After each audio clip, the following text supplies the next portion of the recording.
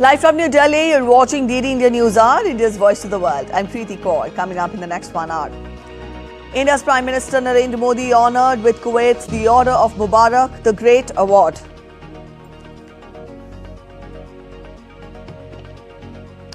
Prime Minister Modi holds discussion with the Kuwaiti leadership. India and Kuwait sign MOUs in the field of defence, culture, sports and Kuwait's membership of International Solar Alliance. Big relief for US citizens ahead of Christmas. Government shutdown averted as President Biden signs funding bill into a law.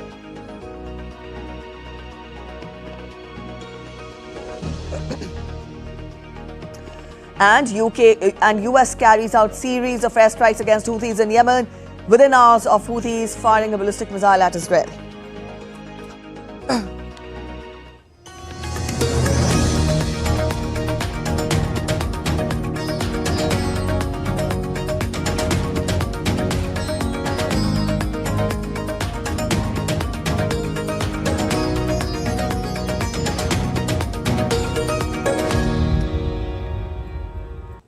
First up, we'll get to updates on Prime Minister Narendra Modi's two-day visit to Kuwait.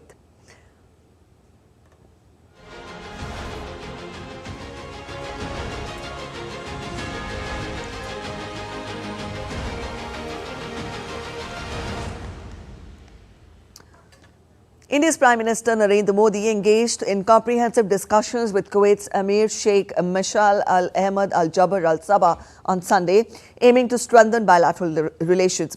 Discussions focused on cooperation in areas like pharmaceuticals, IT, fintech, infrastructure and security. In a significant step forward, India and Kuwait elevated the relationship to a strategic partnership. Prime Minister Narendra Modi was honoured with the Order of Mubarak the Great or Wizam Mubarak Al Kabeer. This was awarded by Emir of Kuwait, Sheikh Mashal Al Ahmad Al Jaber Al Sabah, the highest national award of Kuwait. Prime Minister Modi dedicated the award to the long-standing friendship between India and Kuwait, to the Indian community in Kuwait and to the 1.4 billion people of India. It is the 20th international award bestowed upon him by a country. The Indian Prime Minister also met with Kuwait's Crown Prince, Sheikh Sabah Khaled Al Hamad Al Mubarak Al Sabah.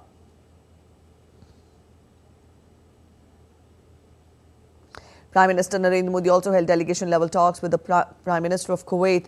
They discussed various aspects of deepening the ties between the two countries.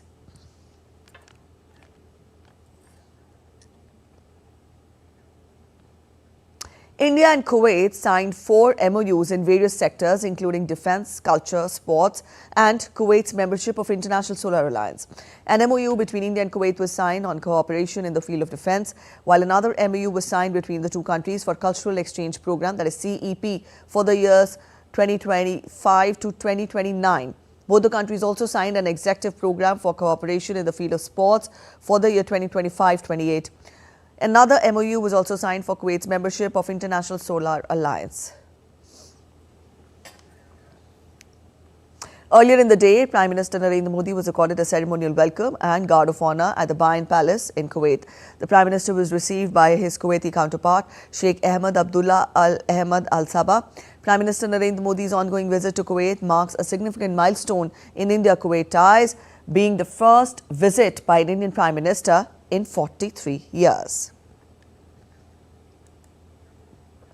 Earlier, Prime Minister Narendra Modi visited a workers' camp in Mina Abdullah area of Kuwait with a workforce of around 1,500 Indian nationals. Prime Minister Modi interacted with a cross-section of Indian workers from different states of India and inquired about their well-being. The visit to the workers' camp is symbolic because of the importance attached by Prime Minister Narendra Modi to the welfare of Indian workers abroad. In the last few years, the government has undertaken several technology-based initiatives such as e-Migrate Portal, Madad Portal and upgraded Prasar Bharati Bima Yojana for the welfare of Indian workers abroad. Indian workers top the private sector as well as the domestic sector workforce list according to the Indian Embassy in Kuwait. Indian exports to Kuwait reached $2 billion for the first time, while investments by the Kuwait Investment Authority in India exceeds $10 billion.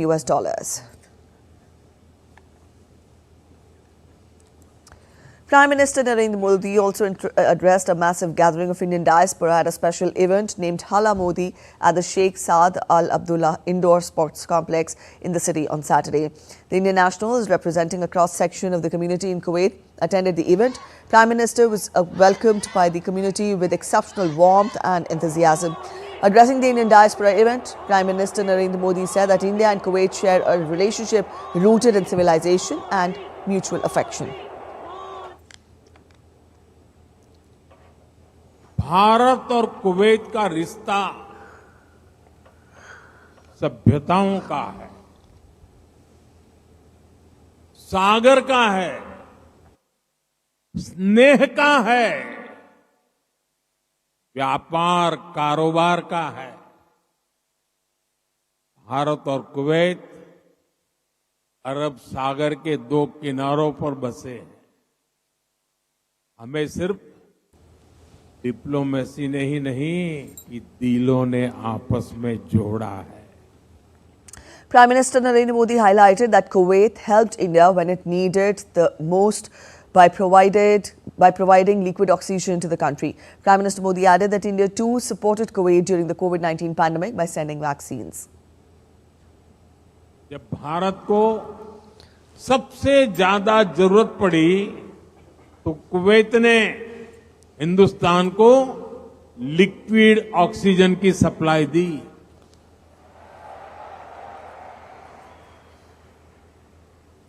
His highness the crown prince ने खुद आगे आकर सबको तेजी से काम करने के लिए प्रेरित किया।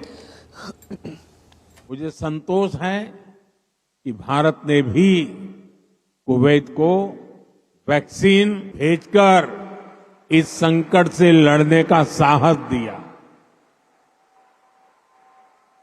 भारत ने अपने पोर्ट्स खुले रखे ताकि कुवैत और इसके आसपास के क्षेत्रों में खाने पीने की चीजों का कोई अभाव ना हो। Prime Minister Modi also highlighted that countries around the world are opening their doors to India's skilled workforce. Bharat ने हाल के वर्षों में करीब 2 दर्जन देशों के साथ माइग्रेशन और रोजगार से जुड़े समझौते किए।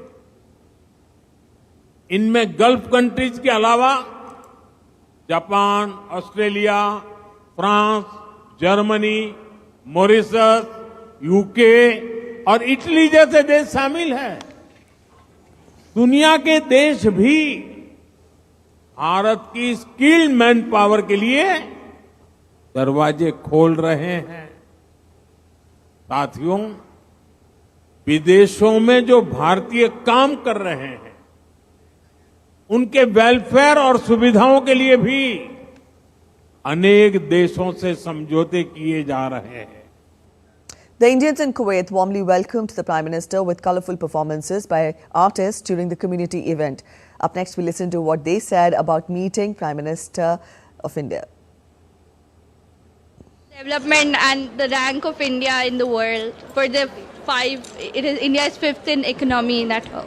Now Modi is always good, always brilliant. He conclude everything from the beginning to the end. Development of India, relation of Kuwait, everything very nice. We were very excited for Modi.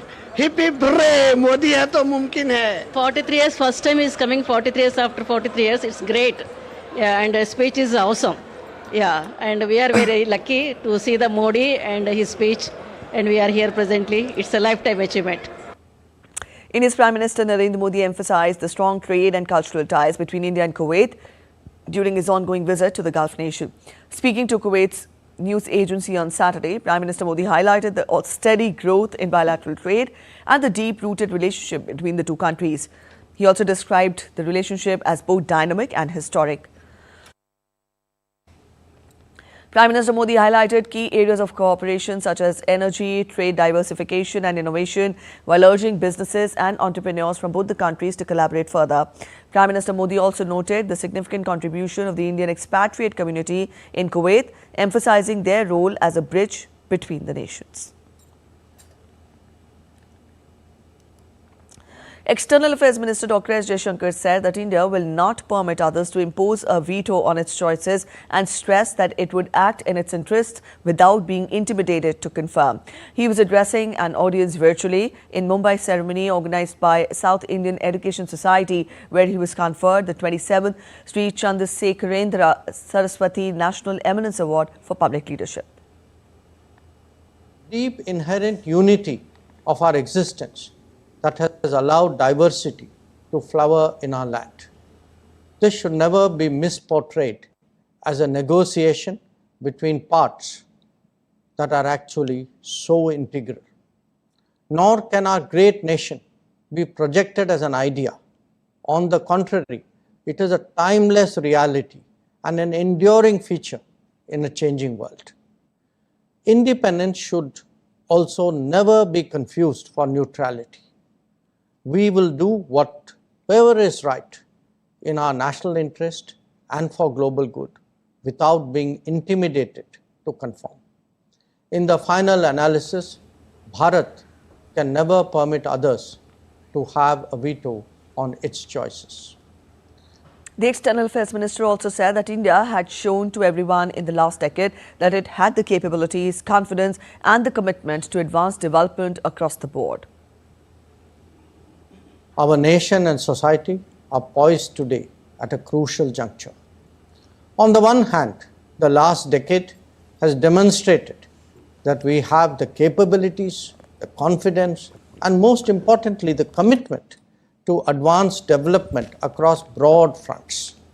On the global stage, we have established ourselves as an independent power, but one committed to global good, especially the well-being of the global South. At the same time, however, the constraints and limitations that have long been our bane still remain in play. There are viewpoints and ideologies which are more pessimistic, divisive, and even denigrating of ourselves.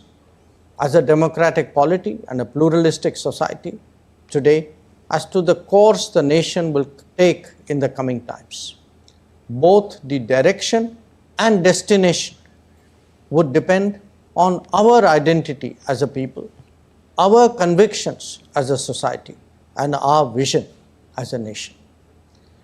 India's Foreign Secretary Vikram Misri visited the newly built Civil Service College, which is part of India's ongoing capacity building cooperation with Mauritius. The Civil Service College, which is another milestone in robust development partnership between India and Mauritius, will serve as a center of excellence in public administration in Mauritius. India's Home Minister Amit Shah inaugurated and laid the foundation stone of various development projects worth over 660 crore rupees in Tripura's Dhalai district on Sunday. The Home Minister, who is on a 3-day visit to Tripura, also visited the Bru settlement camp at Hadaklau in Tripura. During his interaction with the Bru settlers, the minister assured the inhabitants that those who do not have Ayushman Bharat cards will soon get their own cards. The minister also urged the youth to take good education to prosper in life. You're watching DD India News Hour. We're heading for a short break, but after the break, India condemns Christmas market attack in Germany, in which 7 Indians sustained injuries.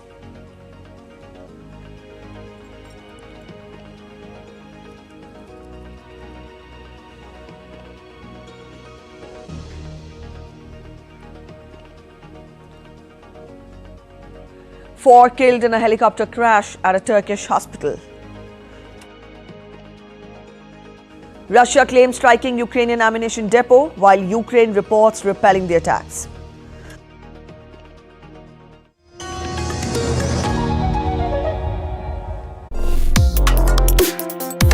Complex issues, hidden agendas, twists and turns, strategic games. We think all dots are linked. We just need to connect them. Join me every week as I connect the dots to unravel hidden designs in statecraft, mysteries, and decode issues that matter to you. Watch Connecting the Dots with me at these times on DD India.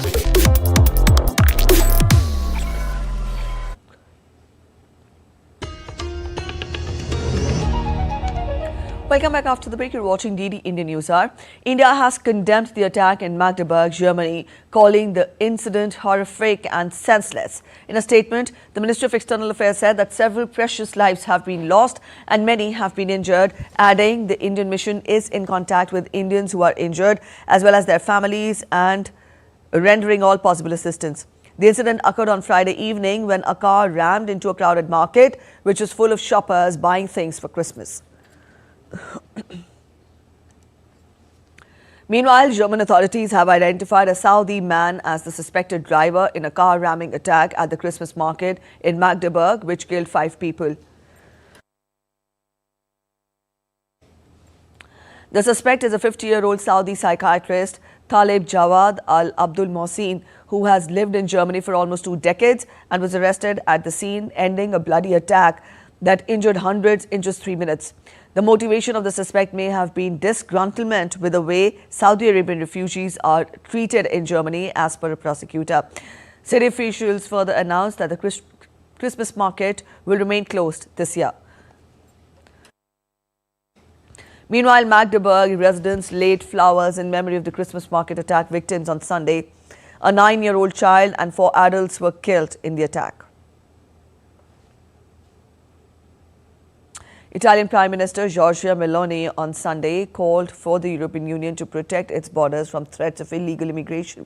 Speaking at a press conference after an EU summit on security in Finland, Meloni emphasized that addressing illegal immigration through a purely solidarity-based approach has been a flawed strategy. She called for a more comprehensive and effective framework to tackle the issue.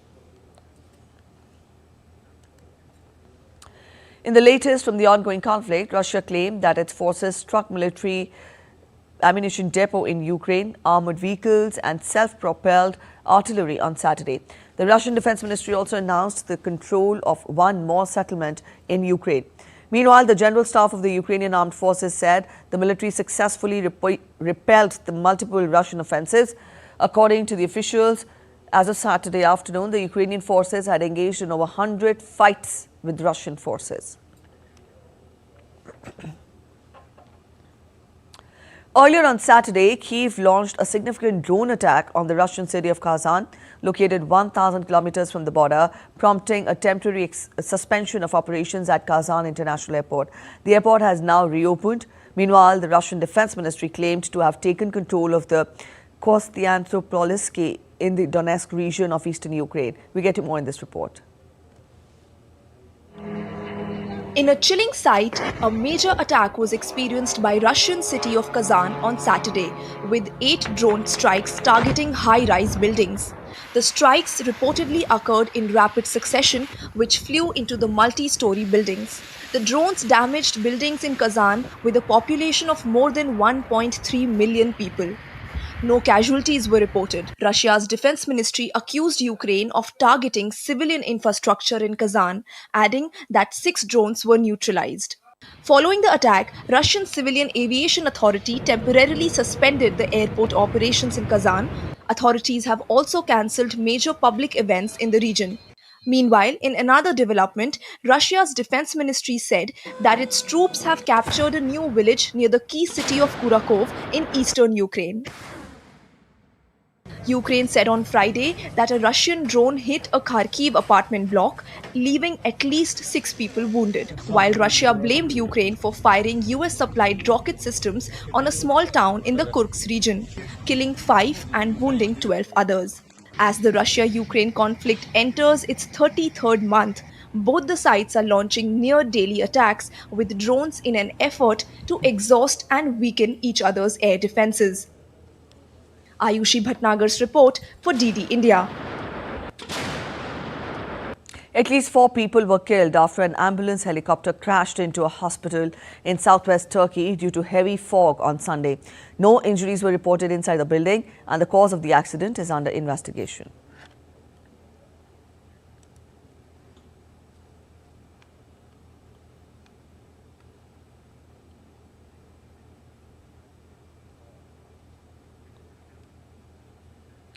The US military says it bombed missile storage facility and a command and control facility operated by Houthis in Yemen's Sana'a on Saturday.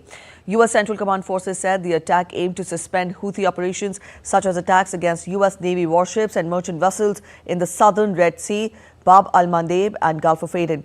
Adding further, the forces also said that it struck multiple Houthi drones and an anti-ship cruise missile over the Red Sea.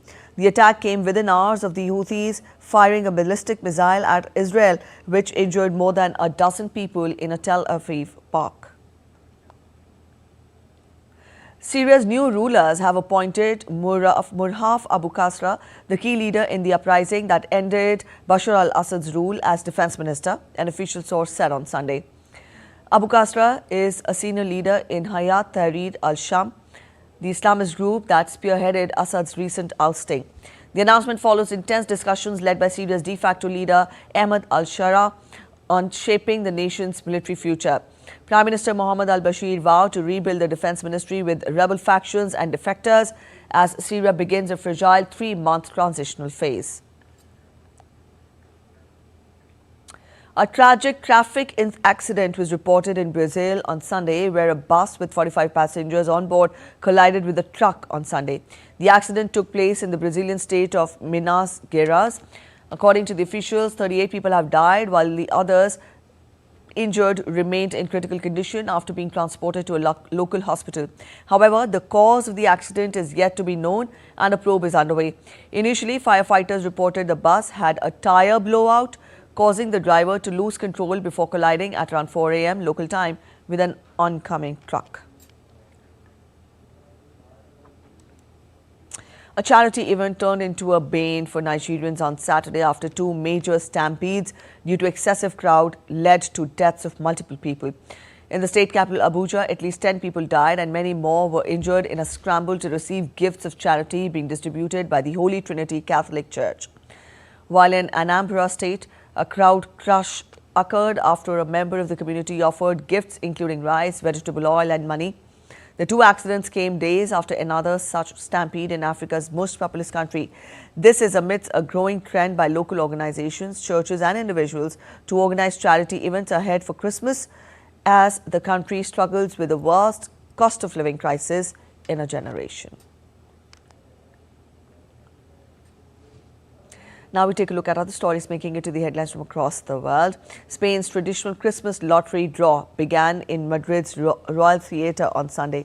The children of a school call out the winning numbers along with the prize money. The top prize of the lottery is $417,000, known as El Gordo. The draw takes place annually on December 22nd since 1812.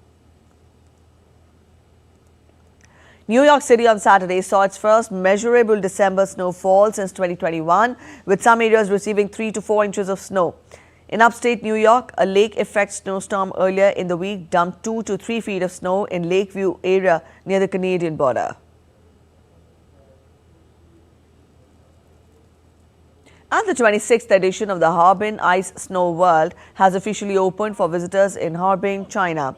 The theme for this year's park is Dream of Winter, Love Among Asia. The snow park is built using 300,000 cubic meters of ice and snow, which is the largest in its 26-year history.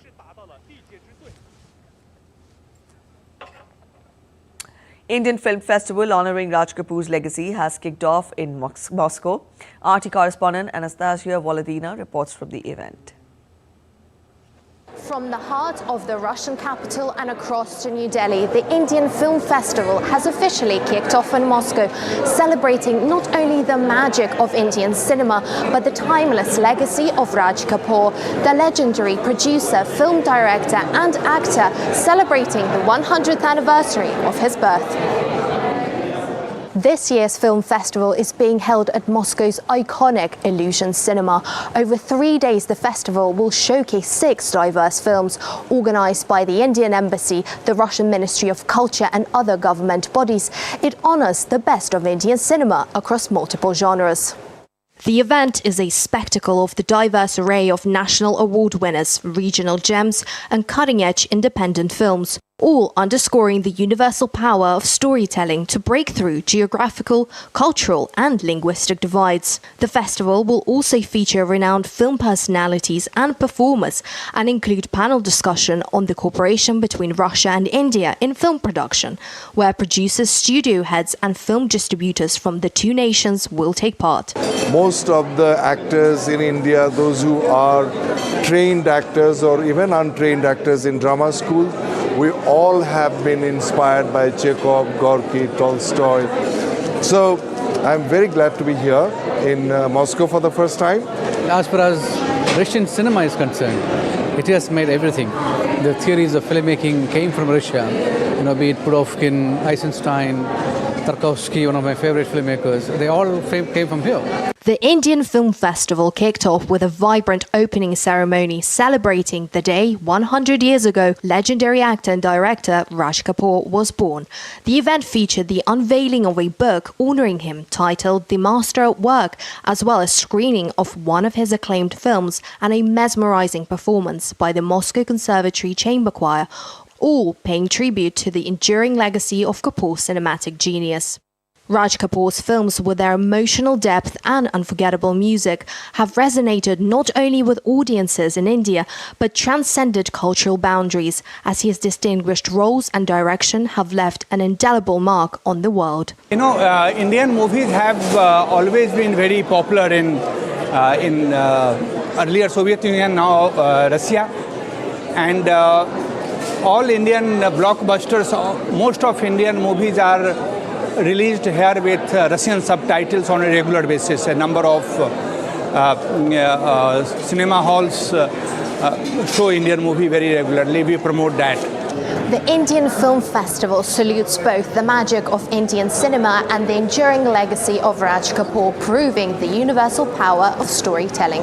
Anastasia Volodina, RT from Moscow. US President Joe Biden signed the government funding bill on Saturday, averting a Christmas-time government shutdown after successful negotiations between Republicans and the Democrats in both houses of the Congress. In a statement, Biden highlighted that the bill includes disaster relief and avoids an accelerated pathway to a tax cut for billionaires.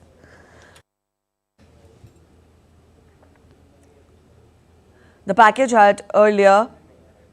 All right, we'll get you more on that, but at present we're cutting across live. We are taking you to Kuwait. India's Ministry of External Affairs briefs media on Prime Minister Narendra Modi's visit to Kuwait. Ambassador to Kuwait, Ambassador Adar Swaika, as also Joint Secretary in the Ministry of External Affairs, who looks after Gulf countries, Shri Asim Mahajan. With that, I invite Secretary Sir to make his opening remarks, and thereafter we'll take some questions. Sir, over to you.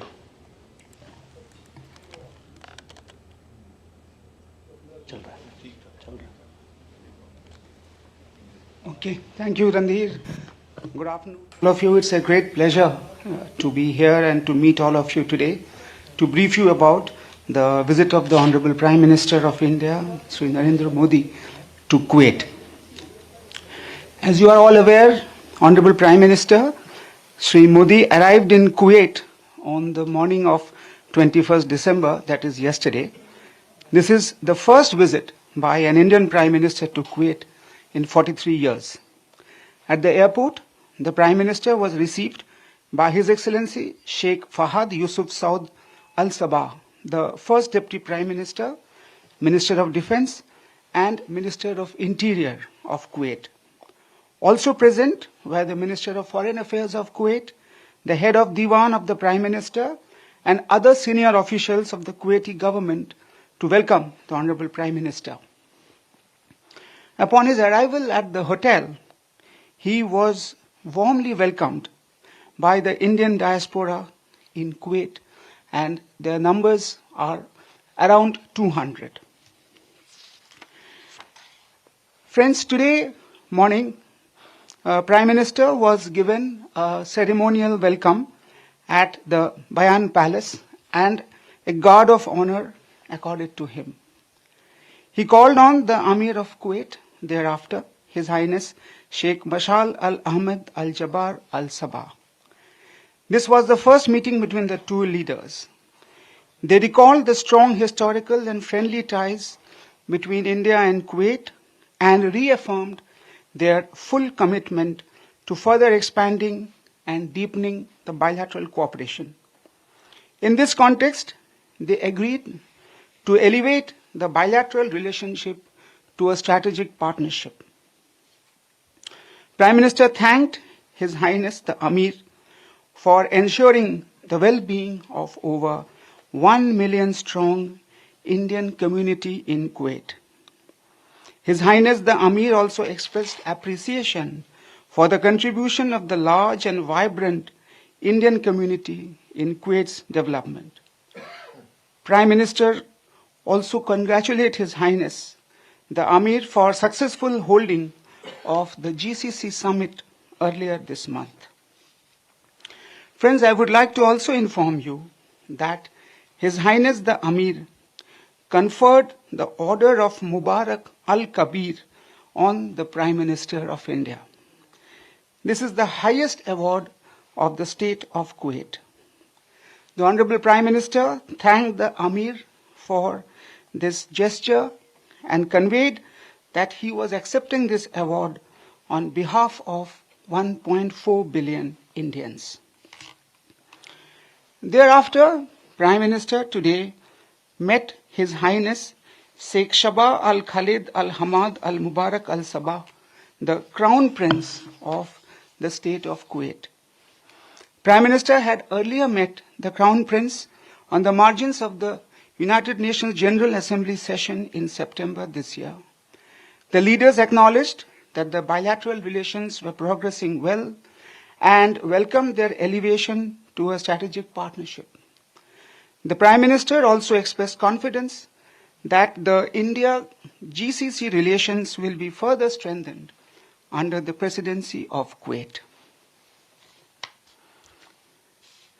Thereafter, the Prime Minister held delegation-level talks with His Highness Sheikh Ahmed Al Abdullah Al Ahmad Al Shaba, the Prime Minister of the state of Kuwait. The two leaders discussed a roadmap to strengthen the strategic partnership in areas including political, trade, investments, energy, defense, security, health, education, technology, cultural, and people-to-people ties. They emphasized on deepening the economic cooperation between the two countries. They welcomed the recent signing of the Joint Commission for Cooperation, under which new joint working groups in areas of trade, investment, education, technology, agriculture, security, and culture have been set up in addition to the existing joint working groups on health, manpower, and hydrocarbons. The Honorable Prime Minister also attended a banquet lunch hosted in his honor by His Highness the Crown Prince of Kuwait. Friends, as you would all recall, yesterday in the evening, the Prime Minister of India was the guest of honor at the opening ceremony of the 26th Arabian Gulf Cup, which is being hosted by Kuwait. He joined His Highness the Amir, the Crown Prince, and the Prime Minister of Kuwait in this opening ceremony. Earlier, after arrival, one of the first engagements of the Prime Minister was a visit to a labor camp in MEA Abdullah area of Kuwait, which has a workforce of around 1,500 Indian nationals. The Prime Minister interacted with a cross-section of Indian workers from different states of India and inquired about their well-being. The visit to the labor camp displays the importance attached by the Prime Minister personally and the Government of India to the welfare of Indian workers abroad. Thereafter, yesterday evening, the Prime Minister also addressed a gathering of the Indian community at a special event titled Hala Modi at the Sheikh Saad Al Abdullah Indoor Sports Complex in Kuwait City. Around 4,500 Indian nationals representing a cross-section of the Indian community in Kuwait attended the event. The Prime Minister was warmly welcomed by the community once again, and with full enthusiasm, they all participated in the event yesterday. Addressing the gathering, the Prime Minister noted that the India-Kuwait relationship is profoundly enriched by the Indian community, which plays a pivotal role in fostering ties between the two nations. Friends, let me also inform you that following the delegation-level talks today, 4 bilateral documents were signed during the visit. The first one is a memorandum of understanding on defense cooperation. The second one is a cultural exchange program for the years 2025 to 2029. The second is an executive program on cooperation in the field of sports for the period 2025 to 2028. We also had Kuwait joining as a member of the International Solar Alliance. Friends, as we are at the last stage of conclusion of the Prime Minister's visit, I would like to reiterate that we are pretty confident that this historic visit of the Prime Minister will open up a new chapter in the relationship between India and Kuwait. Both the sides have been able to identify several important areas of cooperation, and the governments will be working towards fulfillment of the plans that have been made during this visit. I stop here, and I would be happy to receive a few questions. Just wanted to inform you that the time with us is very, very short. Thank you. Okay, let's open the floor. Yeah, we have a question there from Sahil, ANI. Sir, I'm Sahil Pandey from ANI News Agency. You talked about the MOU signed in a defense cooperation. Could you talk about that? And also, was there any discussion on the safety of Indian workers? You have a question there? Yeah. Please. Sorry, I'm Samira from Nahar newspaper. I need to ask Excellency about the defense cooperation between Kuwait and India. We need to have more details about it. Defense cooperation. Okay. Any further questions? Please. My name is Nixon from Asia News. Sir, actually, as here you have a contract with the health sector as well education sector. You know, there is more than 30,000 of nurses are in Kuwait. And there is going everything smoothly, but also up to almost 20 years, there is no increment for nurses' salaries. So while your discussion, is there any chance or maybe in the future you will do on that? You want to just know. That's it. Okay. You have a question there? Sir CS Joshi from Doordarshan news. सवाल ये है कि strategic partnership की और जो elevation है ये किस तरह से आगे इससे संबंध और मजबूत होंगे?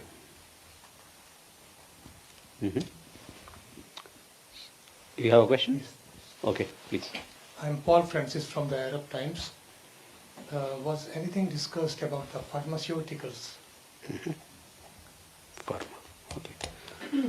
So you could address these questions? Yeah, sure.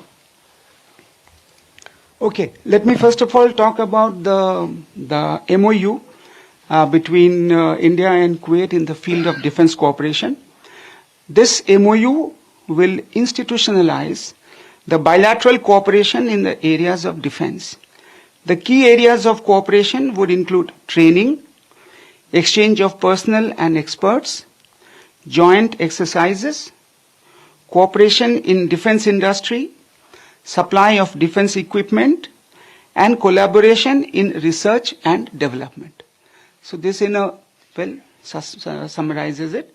I may also therefore add, since I have just decided to talk about the agreements, the cultural exchange program which I mentioned will facilitate greater cultural exchanges in art, music, dance, literature and theatre, cooperation in preservation of cultural heritage, research and development in the areas of culture, and organization of festivals.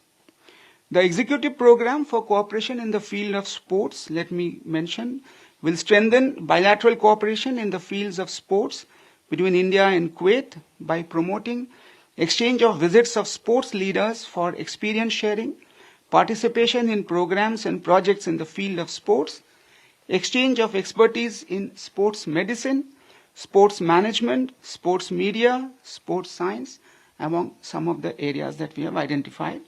And of course, the International Solar Alliance, Kuwait becoming a member, collectively covers the deployment of solar energy and addresses key common challenges to the scaling up of use of solar energy for to help member states develop low carbon growth trajectories. So here I thought I'll give you a rough idea of all the agreements that we have signed.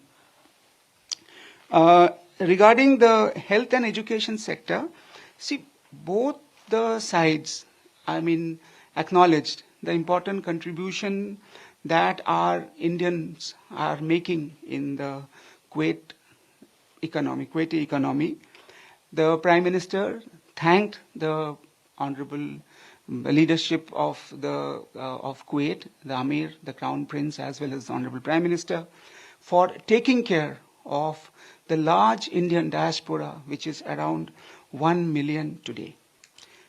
And the Kuwaiti side also acknowledged the major contribution that the Indian diaspora is making for the development of the Kuwaiti economy.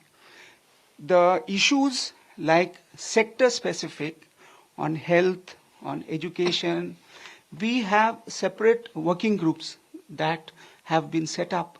Both the leaders, the leadership of both the countries have agreed that these working groups will be meeting frequently and regularly to identify new areas of cooperation. Also, I want to inform you on the manpower front also, we have a joint working group that exclusively looks at manpower related issues of Indians in Kuwait, and that working group usually looks at and addresses the major things, the major issues that are there in this sector. But in the general context, the leaders discussed about the contribution of the Indian community here. Strategic partnership, as DD News asked about it. Yes, the elevation of a relationship to a strategic partnership means you have taken your bilateral relationship to the next level, which means you will have greater intensity of cooperation in several areas. Plus, we have identified new areas which I mentioned in my statement. It will actually enhance our cooperation in the areas that we have.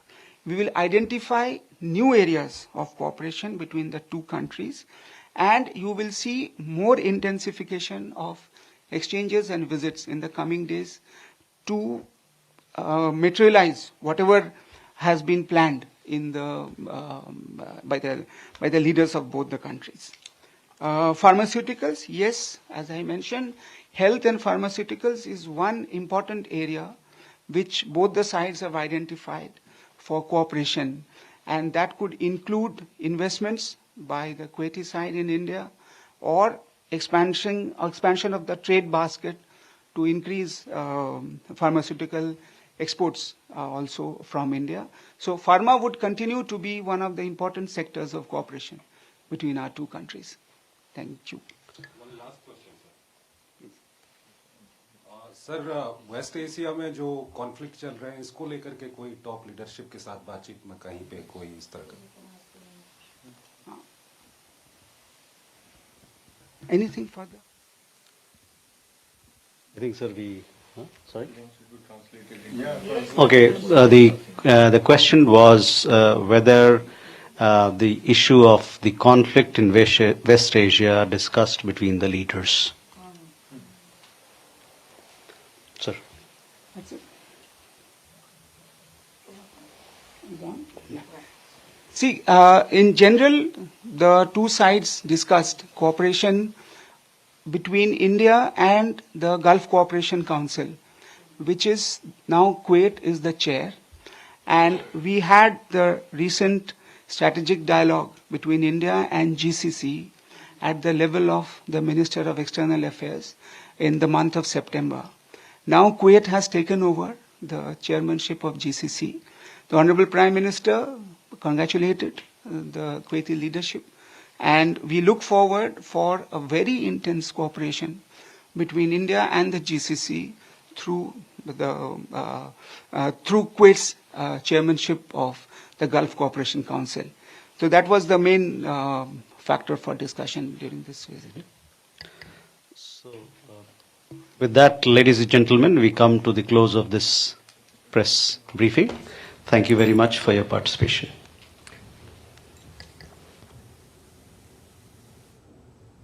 So that was the MEA briefing from Kuwait, and also the briefing talked of the two-day visit of Prime Minister Narendra Modi to Kuwait, and also the engagements which the Prime Minister has had during his visit. The MEA briefing talked about the MOUs that were signed today. It also talked of the community event which Prime Minister addressed today morning.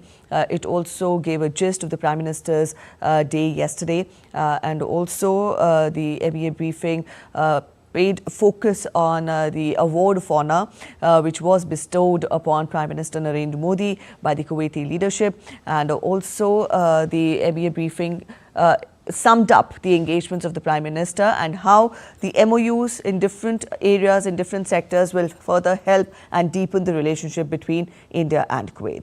Moving on, the World Health Organization has praised India for making significant progress in reducing malaria cases and deaths, especially in states where malaria is more common. This achievement was highlighted in WHO's World Malaria Report 2024.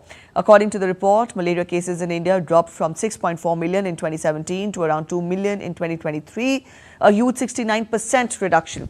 Malaria-related deaths also fell significantly from 11,100 in 2017 to 3,500 in 2023, making a significant 68% decrease. WHO acknowledged the vital role of India's community health workers, most of whom are women. These workers have been instrumental in bringing down malaria cases and deaths by reaching out to people in remote areas. The report also noted that India has officially exited the high burden to high impact group this year, thanks to the considerable progress in reducing malaria in its high risk states. In another significant achievement, India's total forest and tree cover has increased to 25.17% in 2023 from 24.62% as per the latest India State of Forest Report 2023. The forest cover has minimally increased as compared to the tree cover in the country. Meanwhile, the first time trees grown under agroforestry have also been covered.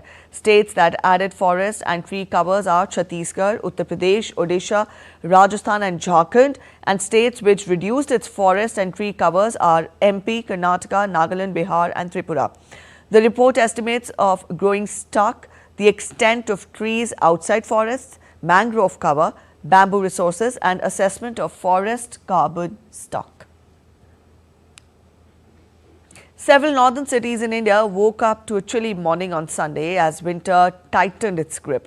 A layer of fog blanketed parts of Delhi with minimum temperature dipping to 8 degrees Celsius. Residents were seen huddling around bonfires while many sought warmth in night shelters as the cold wave continued.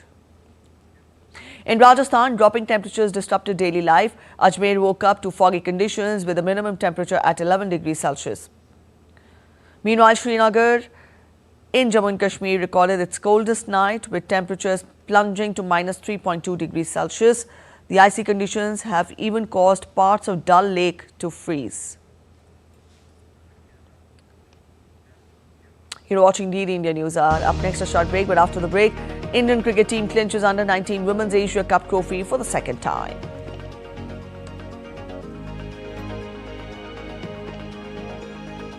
Tottenham Hotspur to host Liverpool on Sunday, looking to get their stuttering campaign back on track.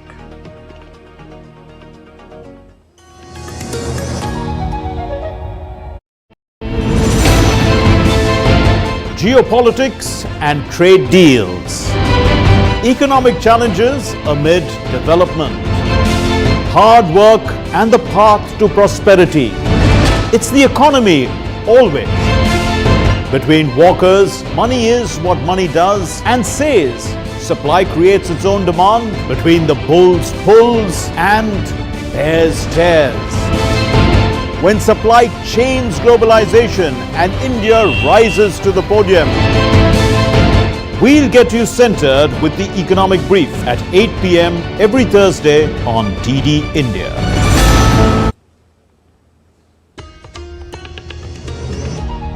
Welcome back after the break. You're watching DD India News Hour. Let's talk of sports now. The Indian cricket team clinched the inaugural Under-19 Women's T20 Asia Cup after defeating Bangladesh by 41 runs in Kuala Lumpur on Sunday. Batting first, India relied on opener Gongadi Trisha's 52-run knock to post a total of 117 runs in their stipulated 20 overs. In reply, Bangladesh could only manage 76 runs. Ayushi Shukla and Sonam Yadav wreaked havoc with the ball, taking 3 and 2 wickets respectively. Trisha clinched the Player of the Match award in the Summit Clash. She was also the Player of the Series and top scorer with 159 runs in 5 innings.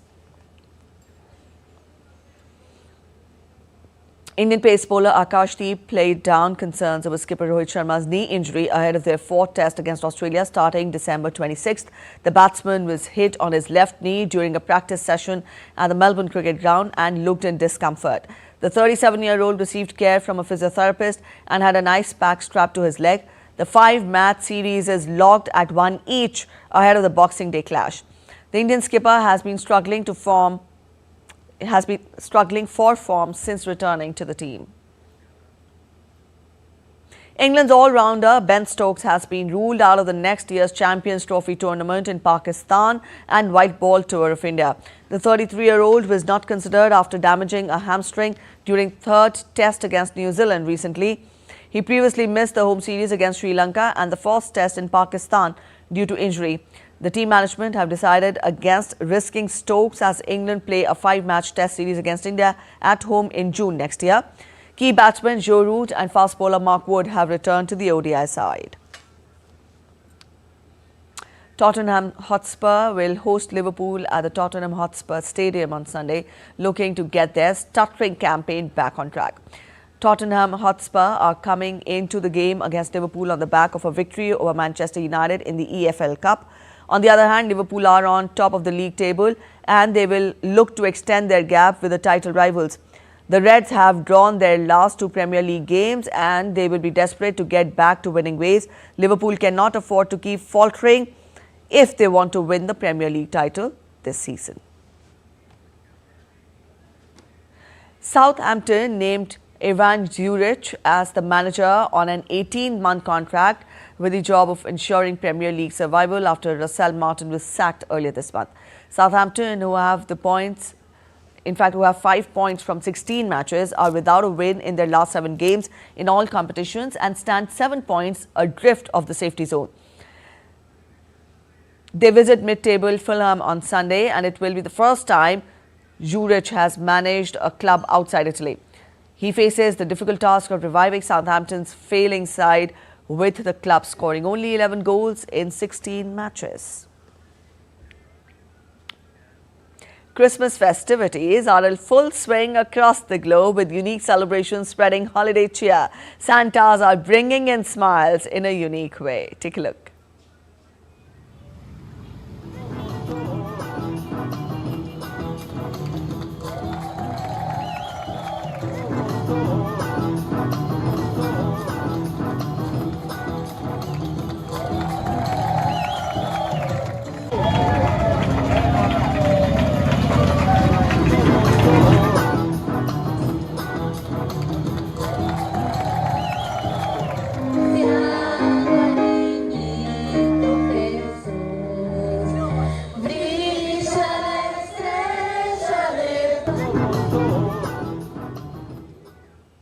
India's public broadcaster Prasar Bharati has recently launched Waves, entering the field of OTT platform. Waves provides a complete infotainment ecosystem to digital media and OTT audience.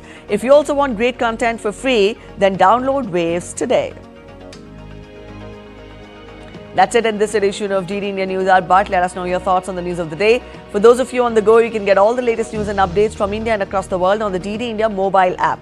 This app is available on both Android and iOS platforms, and you can download the respective QR codes. We'll be back with more news as it breaks here on DD India. I'm Preeti Kaur signing off, and from all of us here in Delhi, thanks for watching DD India News Hour.